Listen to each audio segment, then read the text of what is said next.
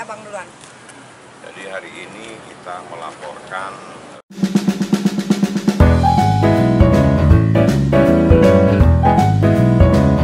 dugaan tindak pidana pemalsuan surat ya. Jadi berawal ada seseorang yang berinisial SU mengajukan permohonan di Pengadilan Negeri Tangerang dengan alamat yang ada di Banjarwijaya.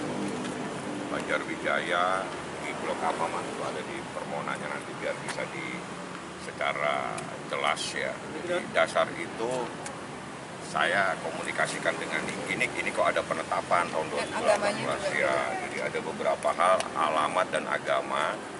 Kita komunikasikan dengan Niki. Saya selanjutnya datang ke kelurahan menanyakan ke RT dan RW apakah ada seseorang yang bernama Sajat Putra tinggal di sana. Ya, jadi kita tanyakan secara tegas. Ternyata ada surat dari kelurahan yang pada intinya tidak ada seseorang yang bernama SU tersebut ya. Jadi ini ada suratnya secara tegas. Nah, berdasarkan hal tersebut hari ini kami datang ke Polres Metro Tangerang Kota. Konsultasi awalnya apakah ada unsur pidana dari perbuatan tersebut. Setelah kita konsultasikan, pada akhirnya kita membuat keputusan, membuat laporan dugaan tindak pidana pemalsuan pasal 266. Ayatnya berapa tahun itu mas? Berapa tahunnya? Iya, 7 tahun. 7 tahun. Nah, siapa yang melakukan? Karena kita ingin dilakukan sebuah proses hukum secara transparan, kita minta supaya dalam lidik. Tapi yang terpenting bahwa pemohon di dalam permohonan penetapan tersebut adalah bernama Sajat Putra. Itu ada penetapannya, bisa dilihatkan bahannya. Ini alamatnya si Sajat, agamanya Kristen, benar ya? Nih, agama Kristen, jenis kelamin laki-laki, umur 44 tahun, agama Kristen, pekerjaan karyawan swasta, beralamat di Banjarwijaya. Pemohonnya Sajat Putra. Dasar ini kita mendapatkan surat dari kelurahan bahwa berdasarkan RT tersebut tidak ada seseorang yang bernama Sajat Putra di sana. Dasar itulah kita hari ini melaporkan. Sebelumnya kemarin secara tegas kita mengajukan kasasi atas penetapan tersebut karena kita keberatan. Anaknya yang sudah diselamatin, yang diberikan banyak doa, tiba-tiba mau diganti namanya, ya seperti itu. Jadi penetapan itu mengganti nama anak Nikita dari Aska Ragila Mawardi menjadi Aska Ragila Kerah. Najis.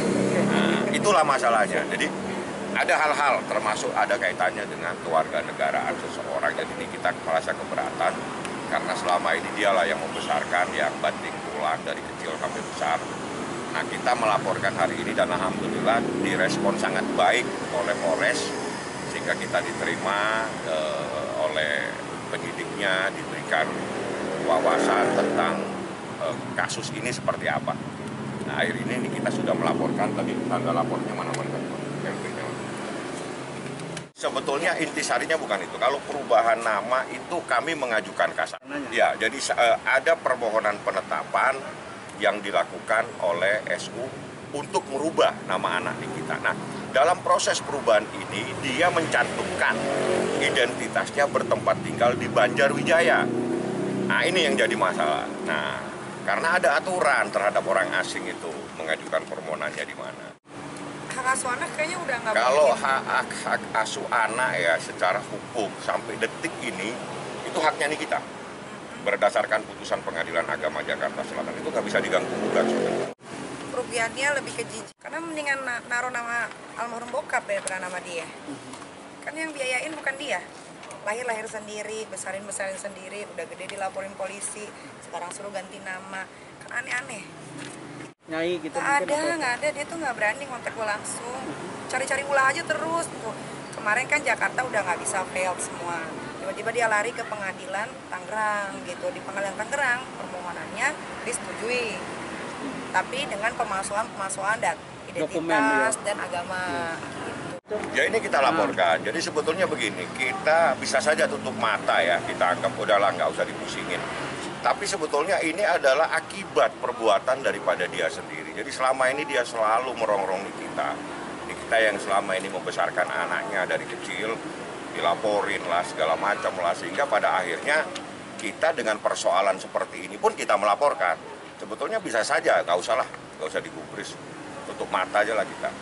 Tapi saya pikir ini karena Niki sering dilaporin dengan hal-hal yang nggak masuk akal, akhirnya kita cari. Nah ini kita dapatkan bahwa ada seseorang yang mengaku bertempat tinggal dan ini dalam proses hukum dia mengajukan. Dia dalam proses hukum mengajukan penetapan untuk merubah nama seseorang dengan identitas seperti yang tadi.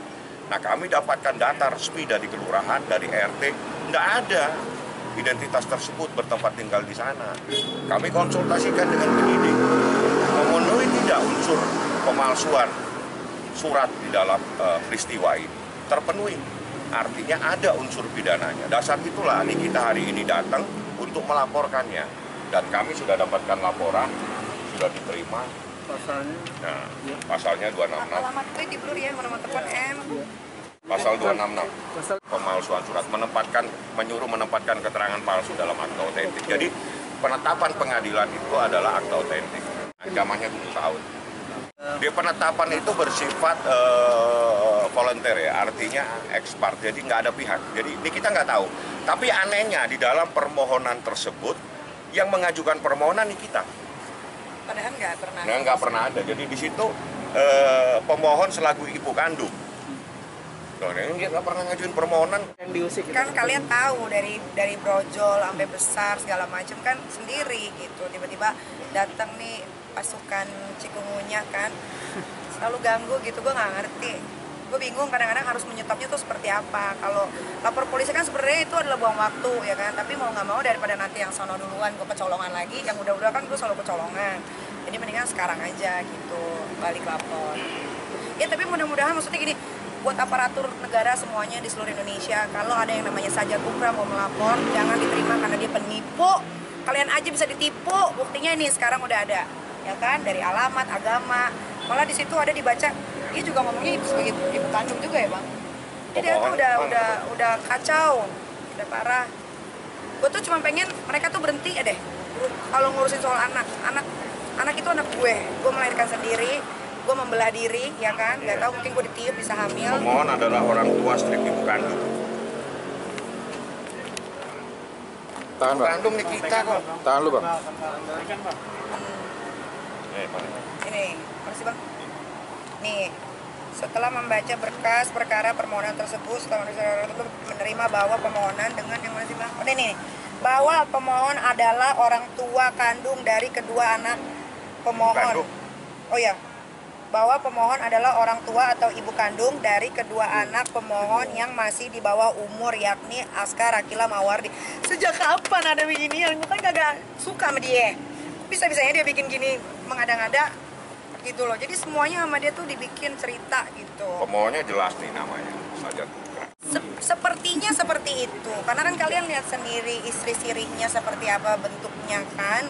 Bukannya mau gimana-gimana, tapi kalau gue kan walaupun anak 3, badan masih setel, montok tuh, kencang gitu kan, duit makin banyak ya kan, popularitas makin parah, bisnis makin merajalela.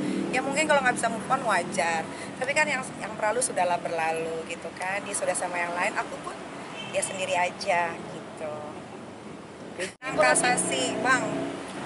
Kalau kasasinya memang putusan Mahkamah Agung ya, jadi ini kasus lain lagi ya. Jadi di dalam putusan kasasi tanggal 13 Agustus itu ditolak. Artinya permohon kasasi saudara Niko Latif yang selama ini selalu menyangkal adanya sebuah pernikahan dianggap sudah bercerai, itu ditolak oleh Mahkamah Agung sehingga isbat nikah yang menyatakan pernikahannya Nikita tahun 2018 itu sah sekaligus diceraikan, artinya disahkan pernikahannya dan diceraikan. Sama aku ya, apa yang nyerahin? Oh iya. Harus digarisbawahi, nanti dibilangnya aku Jadi dicerain lagi. ini kita yang mengajukan gugatan cerai. Jadi itu putusannya jelas. Nah berdasarkan putusan itu ada implikasi hukum. terkait dengan persoalan isbat nikah ini, putusan tersebut. Karena apa? Dengan perkawinan yang dinyatakan sah menurut hukum, anak yang lahir dari perkawinan yang sah adalah anak yang sah, dengan akibat hukum yang melekat pada anak tersebut. Seperti itu. Masih panjang, urusan ini panjang kali lebar nantinya, karena saya akan kejar-kejar persoalan-persoalan lain. Tunggu tanggal mainnya. Menguntungkan nggak menguntungkan, sebenarnya gini, kenapa ada isbat itu akhirnya sekarang disahkan, karena Niki melahirkan anak itu bukan anak dari luar nikah, itu anak sah dalam pernikahan cuman siri gitu kan, tapi kan sekarang sudah di ini ya Bang, udah disahkan gitu. Jadi itu sebenarnya ujung-ujungnya buat anak. Nah ini gue kasih tahu lagi buat kalian perempuan-perempuan yang dinikahkan secara siri dan laki-lakinya kurang ajar, bisa kok disahkan, tenang aja, kalian bisa ambil itu kalau cowok itu apa harus ngasih apa tuh, Harta gue gondong. nggak ngerti lagi, dan nafkah itu harus, itu bisa, tenang aja, kalau nggak bisa cari gue. Jadi supaya dipahami ya, jadi prinsip undang-undang perkawinan di Indonesia, perkawinan itu sah walaupun tidak dilakukan pencatatan. Jadi sah dan pencatatan itu beda. Jadi kalau perkawinan itu dilaksanakan berdasarkan agama dan kepercayaan itu sah. Nah, tapi kalau tidak dicatatkan, ya nanti diproses lagi pencatatannya. Jadi pencatatan perkawinan dan sahnya perkawinan dua hal yang berbeda. Itu yang harus dipahami. Jadi di kita itu perkawinannya sah, pencatatannya yang kita proses. Rasanya menang terus. Udah biasa aku tuh menang terus, jadi udah gak ada rasanya. Makanya aku cari lawan yang seimbang nih. Siapa nih kira-kira nih? Kalian pasti menunggu aku ribut sama yang lain kan? Masalahnya lagi gak ada yang bagus gitu musuh-musuhnya. Jadi aku makanya berdiam diri dulu gitu. Tapi nanti bentar lagi ya ada berita yang besar juga. Pesan buat yang kalah, kan aku udah bilang dari dulu, kalau mau lawan kita itu jangan cuma pakai emosi, tapi pakai otak, ya kan? Gue tuh selalu bilang ke lawan-lawan gue tuh akan kasih mereka itu ke sampai garis finish, tapi ketika udah mau sampai pasti gue kebut. Itu selalu yang gue lakukan, dan kalian tahu sendiri kan, bukan gue menyombongkan diri, tapi ya gue masih di sini gitu. Kalian mau pakai A, mau pakai C, gue mah sendiri aja udah cukup. Gue tuh diri gue dan Tuhan. Gue memang ratu sensasi yang bisa menghasilkan uang banyak. Kan banyak tuh ratu sensasi, tapi kan uangnya nggak ada.